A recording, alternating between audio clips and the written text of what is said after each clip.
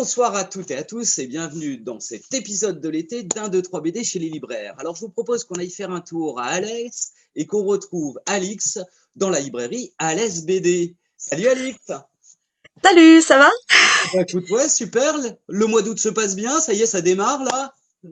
Ça y est, ouais, le mois d'août commence là. Oui, oui, oui, très très bien, très très bien. Un peu chaotique sur la météo, mais comme partout, j'ai l'impression. Donc, le temps idéal pour la lecture, je dirais. Voilà, c'est pour ça, ça permet de venir en librairie et de se trouver plein de titres. Alors justement, Ouais. quels sont ces petits coups de cœur que tu nous as mis de côté là? Alors, je vais commencer avec l'énorme coup de cœur avec l'étreinte de Jim et Laurent Bonneau. Absolument magnifique, une BD bouleversante, d'une très très grande qualité.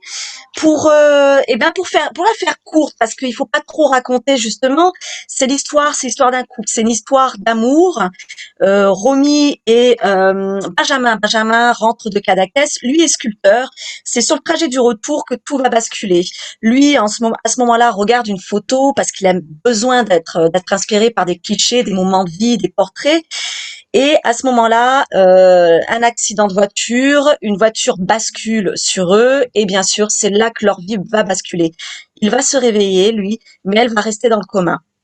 Et à partir de là, cette photo va devenir significative. Ça va être le point de démarrage sur cette nécessité, en fait, d'aller, d'aller chercher des informations, d'aller chercher la femme, d'aller chercher l'inspiration et ce besoin de vivre, en fait, ce besoin de continuer. Et c'est absolument énorme émotionnellement. Hein. Personne peut rester insensible à ça. Et le dessin de Laurent Bonneau est juste parfait, en fait. C'est lui qui va donner toute la dimension à la fois dramatique, mais aussi de toute la beauté de la vie, ce besoin en fait d'aller de l'avant et de vivre. Et vraiment, ces deux auteurs, j'avoue, c'est un duo qui se répond parfaitement. Les deux savent raconter autant l'amour, la vie avec force et délicatesse. Ah ouais, superbe. Très bien, Voilà. l'étreinte. Alors un petit deuxième. Alors, alors, deuxième titre, Mauvaise réputation. Pareil, très très chouette coup de cœur.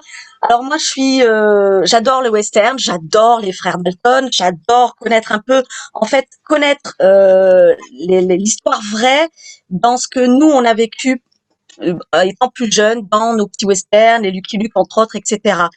Et dans Mauvaise réputation, en fait, on va plonger dans dans l'envers du décor du western, dans l'envers du décor de cette période aux États-Unis. Là, on est début 20e.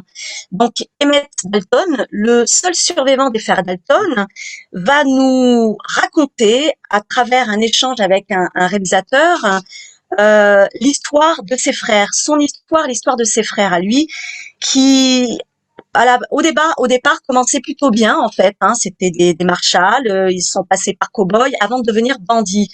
Et en fait, c'est pas tant de dresser un portrait sur des hommes pour savoir comment ils deviennent bandits, c'est plutôt un portrait humain et réaliste dans une période aux États-Unis et des contrées où c'est brutal et ultra violent. Et en fait, l'homme a peu d'issue.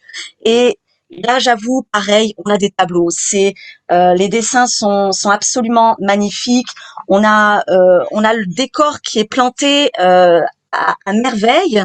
C'est époustouflant car en fait, le dessin va nous plonger tout de suite dans l'ambiance sombre et aussi mélancolique des Mets.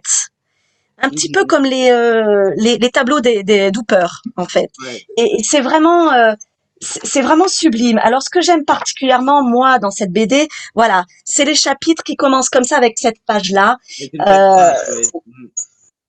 et c'est vraiment top. Là, c'est juste sublime.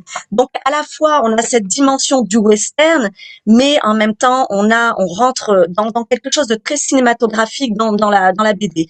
C'est vraiment très chouette. Ozanam et Bazin, génial. Et j'attends la suite avec impatience, bien sûr. Ouais, on est loin des Ça. frères Dalton, de Maurice, hein. Non, non, non, non. De toute manière, bon, après voilà, là justement, ce qui est très plaisant dans cette histoire, c'est le côté dramatique et très réaliste du western en fait. Hein, voilà. Alors, allez, le Et petit pour dernier. le petit dernier, c'est Ah oui. Beethoven. Hmm. Alors, c'est un petit coup de cœur là aussi parce que déjà j'aime beaucoup la musique et parce qu'en fait j'ai été tout de suite marquée moi par cette couverture, cette profondeur de chant en fait avec l'auteur, l'artiste qui derrière son piano et cette froideur. Moi j'avais toujours imaginé Beethoven comme ça et c'est absolument génial. On plonge dans la BD avec la musique, sans forcément la connaître, mais on l'imagine en fait. On l'imagine complètement.